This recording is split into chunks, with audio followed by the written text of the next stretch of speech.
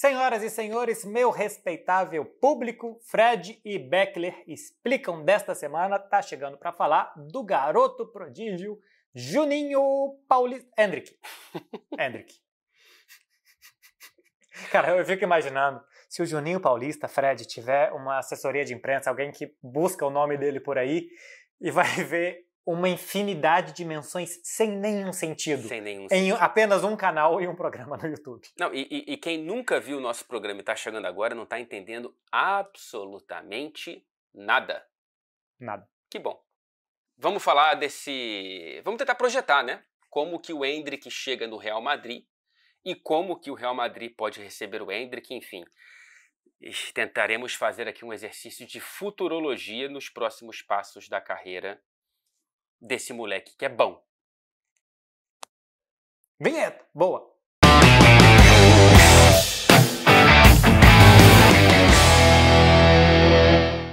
Cara, primeiro vamos... Toda vez que a gente tenta fazer uma projeção, convém trazer algumas evidências para você se basear no que você viu e no passado, né? Assim, não garante nada, mas pelo menos traz uma base do que a gente pode ter de análise. E é o que o Hendrick fez até hoje. Mesmo tão jovem, a gente já tem 2 temporadas e um pouquinho, né, do Hendrick no futebol brasileiro. Em 2022, e esses posicionamentos a gente está usando como base os dados do Transfer Market. Em 2022 ele tem 7 jogos e 3 gols, e a partir de 2023 a gente tem mais detalhes do posicionamento. São 53 jogos, 32 como centroavante, 3 pela direita, 1 pela esquerda e 14 gols marcados, a temporada em que ele consegue conquistar títulos com o Palmeiras e tudo mais. E aí nesse ano de 2024, até aqui são 20 jogos, até a gravação desse programa, 11 como centroavante, 3 como meia central, 2 como meia esquerda, 2 como segundo atacante, 1 como meia direita e 4 gols marcados. No total 80 jogos, 21 gols, média de 1 gol a cada 4 partidas. Também trazemos o mapa de calor do Hendrick no Brasileiro na mostra que a gente teve possível de 2024, e dá para ver que muito mais jogos como centroavante, mas ele vai muito para o lado direito do campo, né, Marcelo? O que mais te chama atenção no posicionamento, nesses números, enfim, nessa coleta de dados que a gente tem aqui? Se você, espectador que chegou até aqui, sem prestar muita atenção ou entender por que a gente está falando do posicionamento, acho que vai ser muito interessante para o próximo tema, que é sobre Real Madrid, e a chance dele se adaptar ao time. E o fato dele ter jogado em várias posições de ataque me chama a atenção, porque é um cara que não fica só preso à função de um camisa 9, ele pode ir para cá e para lá e se adaptar ao time, à forma de jogar, o que o jogo está pedindo. E a gente, quando olha por onde que ele joga, ele é canhoto, então, para combinar mais por dentro em busca do gol, não é um cara que olha para a linha de fundo para fazer cruzamento, mas que olha para o gol, tende a levar para o pé esquerdo, então fica muito mais confortável se levar para o pé esquerdo para dentro do que ir carregando para a linha de fundo. Então, é um atacante mais centralizado, que pouco vai muito para o lado do campo e que sempre tenta jogadas por dentro, jogadas em direção ao gol. É isso que mais me chama a atenção, Fred, do que a gente tem do Hendrick até aqui. Não é uma super média de gols, não é um cara que a cada jogo marca, mas tem estrela, faz gols importantes em jogos importantes e é o menor de idade, né? É normal que a média de gols ainda não seja tudo isso. Claro, assim, não tem nem porquê, acho eu, a gente se prender aqui à média de gols e etc e tal para projetar qualquer coisa, porque ele já está entregando muito para pouca idade que tem. A questão é que vai chegar no maior clube do mundo, que está na melhor fase do século, né? Assim, é impressionante o que o Real Madrid tem feito nos últimos 5, 6, 7 anos. Provavelmente será campeão da Champions mais uma vez, mas no mínimo chegou a mais uma decisão. E a gente tem uma competição por posição de jogadores muito grandes, jovens, porém já muito grandes, ou para o Real Madrid ou para o futebol europeu. E a gente, claro, já projeta a chegada também do Kylian Mbappé. Então, assim, o Hendrick, ele entra numa fila que fica difícil para a gente projetar uma chegada arrebentando, como, por exemplo, o Neymar no Barcelona, vai. que já chegou como titular, como um dos maiores salários e com uma expectativa muito grande. Mas também já chegou aos 23 anos, né? O Endrick, quando completar 18, virá o Real Madrid. Agora, isso da competitividade que você está falando é realmente feroz. Olha os números dos atacantes do Real Madrid essa temporada. A gente está gravando esse vídeo ainda antes das 2 últimas rodadas do Campeonato Espanhol e antes da final da Liga dos Campeões. Então ainda tem 3 jogos para os jogadores do Real Madrid fazerem essa temporada. O Vini Júnior é o artilheiro... ao lado do Bellingham, mas eu não coloquei o Bellingham aqui, só os atacantes, 23 gols em 37 jogos, tem uma média de um gol a cada 126 minutos. O Rodrigo, 17 gols em 48 jogos, um gol a cada 206 minutos. O Rossello, 16 gols em 47 jogos, é a melhor média do Real Madrid, hein? Um gol a cada 125 minutos. O Brahim Dias, 12 gols em 43 jogos, um gol a cada 166 minutos, média, por exemplo, superior à do Rodrigo. E tá chegando o Kylian Mbappé, que no Paris Saint-Germain fez 44 gols em 47 jogos, esse tem uma média superior a todos os outros, um gol a cada 85 minutos. O Endrick, em 2024, tem uma média de um gol a cada 364 minutos. Fred, Vinícius, Rodrigo, o Rossello é empréstimo, não dá para saber se vai continuar ou não, mas é difícil imaginar que o Real Madrid não quer continuar com um cara de um papel secundário que vem desempenhando tão bem. Brahim e Mbappé, são 5 que têm média de gols melhores que a do Endrick nesse momento. Será que o Endrick pode sofrer um mal de Vitor Roque, por exemplo, no Real Madrid?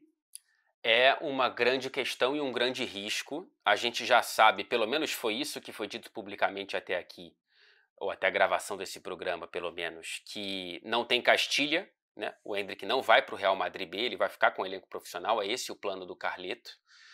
Cara, ele chega, evidentemente, como reserva, como segundo ou terceiro... Eu não sei onde o Carlo Ancelotti visualiza no campo, a gente falava de posicionamento, imagino que de maneira central, né, como centroavante mesmo desse ataque, talvez para ocupar o vácuo de oportunidades que o Rossello teve, se ele sair do Real Madrid, mas a gente tem que ter muita calma, muita paciência. É claro que ele pode chegar arrebentando e nas poucas oportunidades, nos cacos de partidas que ele tiver, já começar a trazer o impacto, mas, cara, ele tá chegando...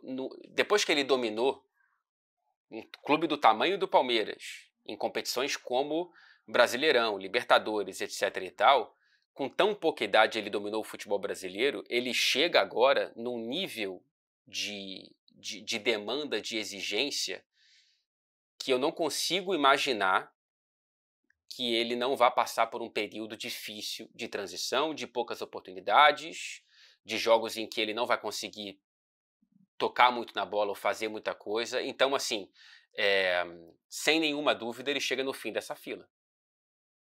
Pois é, é uma fila que se tem 5, os 4 atuais mais o Mbappé são 5 jogadores. Você ser a 6ª opção para o ataque pode te tirar muito espaço e pesar muito contra. Agora, o fato dele poder jogar em pelo menos 2 posições de ataque, eu acho que ponta esquerda menos, mas ou na ponta direita, não muito pegado na lateral, mas um atacante pela direita, um atacante centralizado, ajuda. E também ajuda o fato que, se a gente for ver, o Ancelotti repartiu minutos para os jogadores essa temporada, né? Todo mundo pôde participar. O Rossello, por exemplo, que é um plano B, que talvez fosse o último da fila nessa temporada, jogou 2.000 minutos até o momento que a gente está gravando esse vídeo. E ainda faltam 3 jogos para ele jogar aí, mais uns, 100, 200 minutos pela frente. Então, eu acho que é diferente o caso do Endrick e do Vitor Roque, por exemplo. O Vitor Roque tem uma posição muito específica, que ele é o terceiro reserva. Ele é um centroavante e que tem Lewandowski e Ferran Torres. Ele é o terceiro.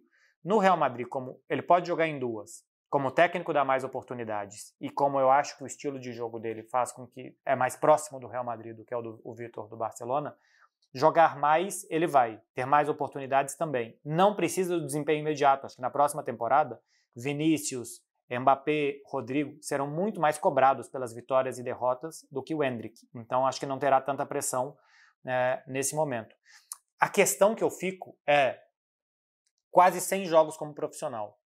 Deve ser o atacante do Brasil na Copa América. Não sei se titular ou não, mas acho que tem boa chance de ser o atacante titular do Brasil na Copa América, porque nem Richarlison nem Gabriel Jesus, né, por hierarquia, estariam à frente dele, 2 jogadores de Copa do Mundo.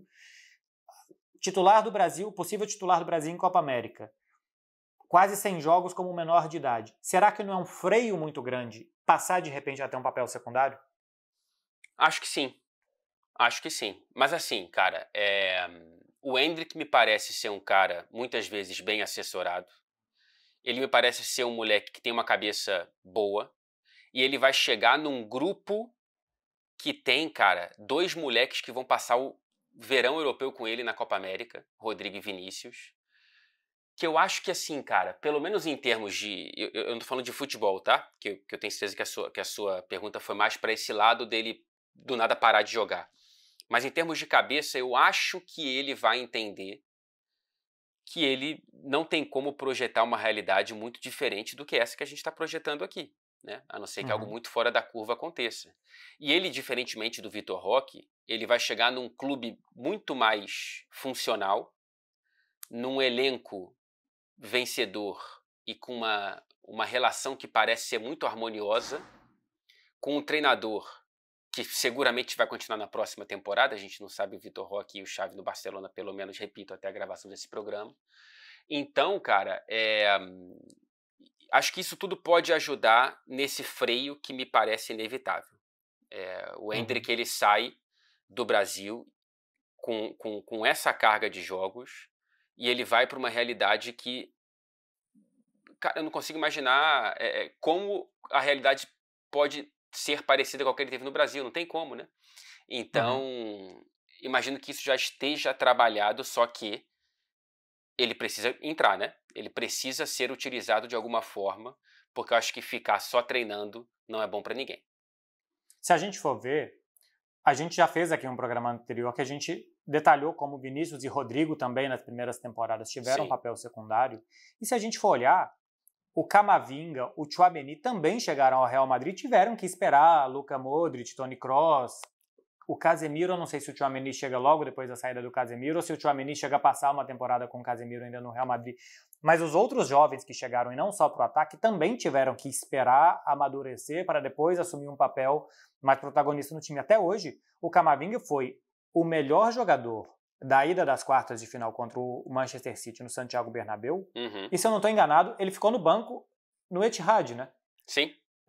E o Ancelotti não optou por começar com ele. Então, é um clube que é isso, que os jogadores esperam, sentam, e se ficar insatisfeito, que sai, que vai buscar a vida em outro lugar. Mas eu acho difícil ter um outro lugar melhor para se buscar a vida do que dentro do Real Madrid. Então, acho que se o Endrick não tiver pressa para que as coisas aconteçam muito rápido, e até é natural que tenha, porque em 2026 tem Copa do Mundo, e se ele for passar por esse processo de jogar pouco, talvez algum outro jogador o ultrapasse, se ele 2024, 25, 25, 26 não jogar tantos minutos assim, pode ser, pode acontecer, mas se ele tiver paciência, a gente viu que jogadores com potencial e com paciência triunfaram no Real Madrid. Agora, pode ser também o caso dele. Eu acho que um problema pode ser a nossa pressa. Sei lá, no segundo mês do Endrick no Real Madrid, no segundo mês da temporada, ele tem poucos minutos e aí começa, né? Aquela cobertura como se estivesse cobrindo uma urgência, um acontecimento gravíssimo na carreira de um moleque de 18 anos no maior clube do mundo, tendo poucos minutos, sabe? Eu acho que a nossa pressa pode atrapalhar, pode criar um clima que não existe. Então, é uma mensagem muito importante que, enfim, né, vai entrar por certos ouvidos e sair por outros, mas cara, entender o ritmo natural das coisas do Endrick, de qual Real Madrid ele chega e de qual Endrick, qual jovem que chega por aqui. Também acho, Fred. Acho que você contextualizou muito bem nessa sua última fala. Muito obrigado. Então, eu acho que vale a gente, né, bisbilhotar fora do contexto para ir para o nosso Out of Context. E eu vou contar uma história aqui que não é nova, que é conhecida e que eu acho muito bonita, que eu acho que vale contar. Eu tenho alguma relação com a família do Endrick. Eu os conheci aqui na Espanha quando eu fui em Madrid entrevistá-lo, e até hoje eu converso com o pai do Endrick às vezes por redes sociais, por WhatsApp, com a mãe também, reage fotos e tal, a gente conversa. E de vez em quando até o Endrick também, alguma coisinha, ele cada vez menos, porque eu acho que ele está cada vez mais ocupado e respondendo cada vez mensagens de pessoas mais importantes também. Mas a história do Endrick no Palmeiras e da família dele é muito bonita, porque o Endrick não é de São Paulo, ele chegou a fazer teste ou ser oferecido, e o São Paulo Futebol Clube não quis, e o Palmeiras acabou querendo, vendo uns vídeos do Endrick jogando, se eu não me engano, é de Brasília. Acho que eles são de Brasília. Acho que sim. Enfim, ele com 11 anos vai para São Paulo e a família queria ir também. E o Palmeiras consegue um emprego para o pai do Endrick, para o Douglas Ramos. E a família se muda para São Paulo. E é um trabalho de faxineiro do CT do Palmeiras. E o pai do Endrick tinha um problema dentário e ele não conseguia comer alimentos sólidos, não conseguia mastigar. Então ele só tomava sopa no refeitório do clube, começou a perder muito peso, ficar muito magro.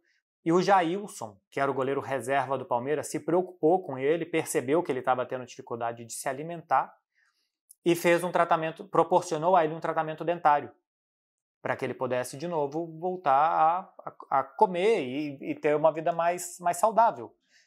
Isso aconteceu. E a gente tem várias fotos e depoimentos do pai do Endrick e do Douglas com o Jailson, extremamente agradecido pela oportunidade que ele teve. Cara, você vê que loucura, um jogador de 70 milhões de euros, de um dinheiro infinito, que vai ganhar o dinheiro e há muito pouco tempo, tudo que o pai dele queria fazer era comer, era se alimentar de uma forma decente, como todo ser humano merece.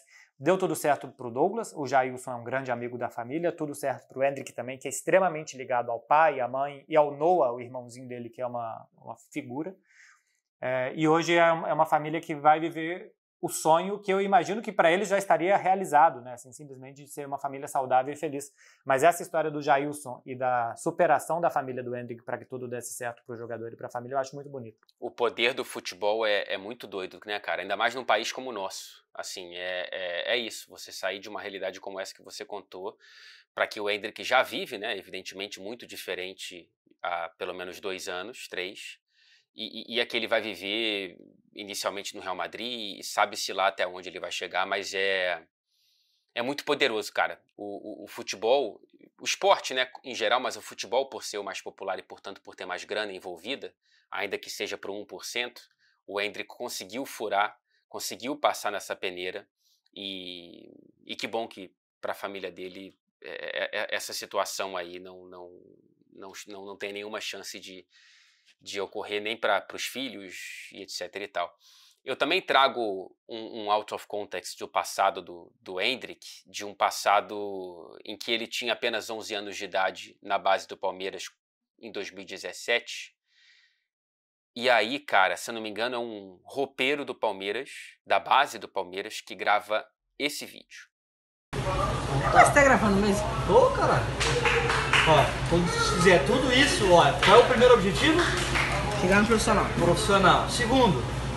E jogar bem no profissional. Jogar bem no profissional. Primeiro ano, né? É. Segundo ano profissional. Ser campeão da Libertadores. Depois? Ser campeão do Mundial. E depois?